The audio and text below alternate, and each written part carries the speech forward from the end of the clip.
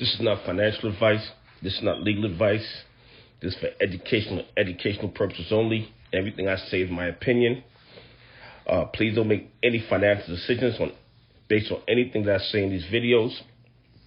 Please hit the subscribe button, hit the like button, and hit the notification button so you can be updated on all the new videos as I put them out.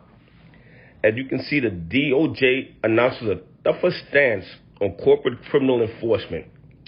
And this is really great news if they're actually going to do something. But it shows that our voices are being heard. It shows that they see the corruption, manipulation in the market. They see that the corporate culture has been getting away with taking advantage of retail investors for too long. And the Department of Justice has decided they're going to act. And this is great news for the retail investor, whether it's AMC, GME, or whatever stock that you're in. This announcement helps everybody. Now let's get into it. DOJ announces tougher stance on corporate criminal enforcement. On October 28, 2021, Deputy Attorney General Lisa Monaco announced new policies for the U.S. Department of Justice related to corporate and white-collar enforcement actions. Based on these new DOJ policies, corporations and executives will be subject to tougher standards when the government is investigating and prosecuting corporate crimes. After a marked decrease in corporate enforcement during the Trump administration, most legal observers have been anticipating that the Biden administration would increase its emphasis on prosecuting corporate crime.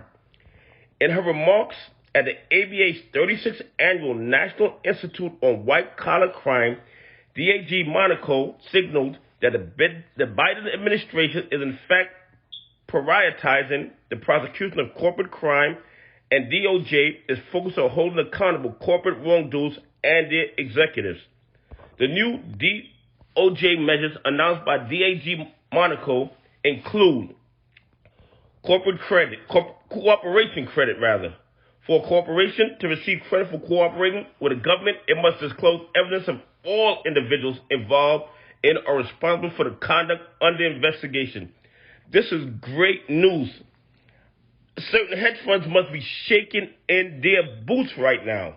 They must be very afraid because they're saying we might have to give up, the people who are actually running the organization. The small guy sitting at the bottom of the totem pole won't be the only one held responsible for the crimes that he was probably instructed to do. So this is great news. Okay, they'll also be doing an evaluation of full compliance history, which means when evaluating the appropriate resolution for a corporation that is under criminal investigation, DOJ will consider the full scope of the corporation's past history of non-compliance. Okay, what this means is that they're not just going to, right now, the SEC or other government agencies, they'll bring somebody in, and what they'll say, oh, well, they haven't done anything in the last year, or this crime is only for this type of offense, and then they find them a small percentage of what the person actually gained from the illegal activity. What this is saying is that they're going to look at their full criminal history, their full non-compliance profile. So if they did something 10 years ago, if they did something 5 years ago, if they did something that had to do with naked shooting, if they did something that had to do with false reporting, they're going to take all these different things into account when they determine what the punishment will be for the current crime. This is great news, and this has to have the hedge funds going crazy. The hedge funds have to be very concerned now, and the heads of the hedge funds who got to kind of hide behind a corporate veil are not going to be able to do that anymore. They're not going to be able to do that anymore because in order for them to get a favorable resolution, they have to give up everybody. And the Department of Justice is going to be looking at their whole criminal history profile, their whole non-compliance profile to determine a just and fair resolution to the conduct. And this is another great part. They're going to have corporate monitors. DOJ will use corporate monitors in appropriate cases to observe the corporation's compliance with the measures it has agreed to as part of a corporate criminal resolution. Okay, now what this means is, like in high school they had like hall monitors. They're gonna have monitors that actually go into the corporation and sit over their shoulder and make sure they're doing what they said they were gonna do. Okay? This is great news. And as long as the corporate monitors aren't compromised, we might actually see some real changes that benefit retail investors. I mean, as far as I'm concerned, this is absolutely great news.